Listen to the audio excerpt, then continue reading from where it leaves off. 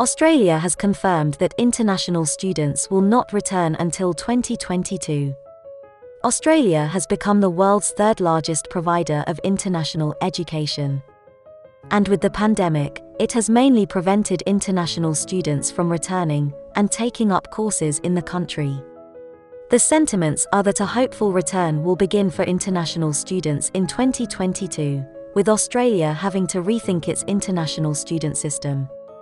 There are widely held beliefs that the current international student system is not sustainable for Australia. In this video, we discuss the hopeful return of international students to Australia in 2022. We also discuss the current phased program and how you can get to Australia now, if you are an international student. But first, we want to thank you for joining us. Find us on all the other social media channels, and don't forget to subscribe to our channel, and click that bell to get notified when we release a new video. We also appreciate your likes and comments below, as it helps to support our channel. This video is brought to you by IAM. We believe that travel improves and inspires you, and the people around you. We help you travel by providing services which overcome barriers and frameworks that simplify and enrich your experience. We just happen to be immigration lawyers. So reach out to your IAM visa coordinator when you're ready for your adventure, or already on one, and would like some assistance.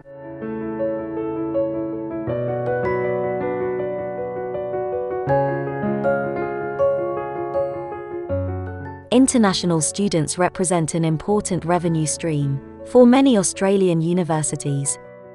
More than 500,000 students hold Australian visas, mostly from China, but also with large numbers from India, Vietnam, Brazil, and South Korea. In a speech by Australian Education Minister Alan Tudge, he stated that he is increasingly hopeful that most international students could return to Australian universities by semester 1 of 2022 with vaccine rollouts underway. The disruption to the prevailing onshore, on-campus business model of international education during 2020 forces a rethink of that model, and more broadly the international education strategy for the nation. International students will not return en masse to Australian campuses until the beginning of 2022, but individual universities can bring in students during this year, if chief health officers agree and safe quarantine quarters are provided.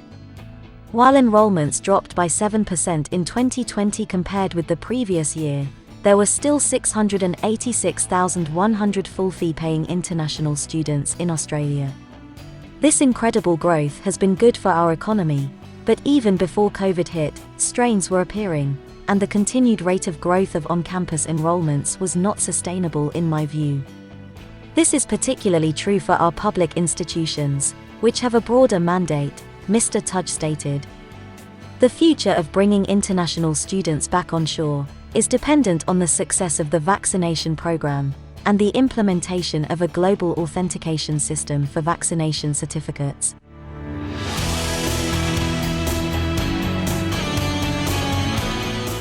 Tudge added that there is still the opportunity to bring students back in small, phased pilots. This could occur if an institution works with the state or territory government and presents a plan to us for quarantining international students. The plan must be approved by the Chief Health Officer of the state or territory, and there must be quarantine space available, above and beyond that presently used for returning Australians. I have discussed various plans with government and university leaders, but to date have not received any concrete proposal. We are expecting more clarity on these issues by mid-year, at which time we should be more certain on border openings, the Education Minister stated. A lack of a clear timeline from the Australian government over when international students can return to Australian universities has been a source of anger and anxiety for students stranded outside the country. Australia has become the world's third-largest provider of international education. An estimated 40% of the economic contribution of international students is in fee revenue. The majority of the economic contribution is from students spending money in Australia on housing, food, transport, and tourism. What are your thoughts on this issue? Talk to us in the comments section below. If you have plans to travel, check out the deals we have found in the description box below. If you need assistance with a visa to Europe, the UK, or the US, including help with securing your travel arrangements, IAM can help. For visa advice, contact your IAM visa coordinator. Don't forget to subscribe and hit that bell for more travel and visa updates.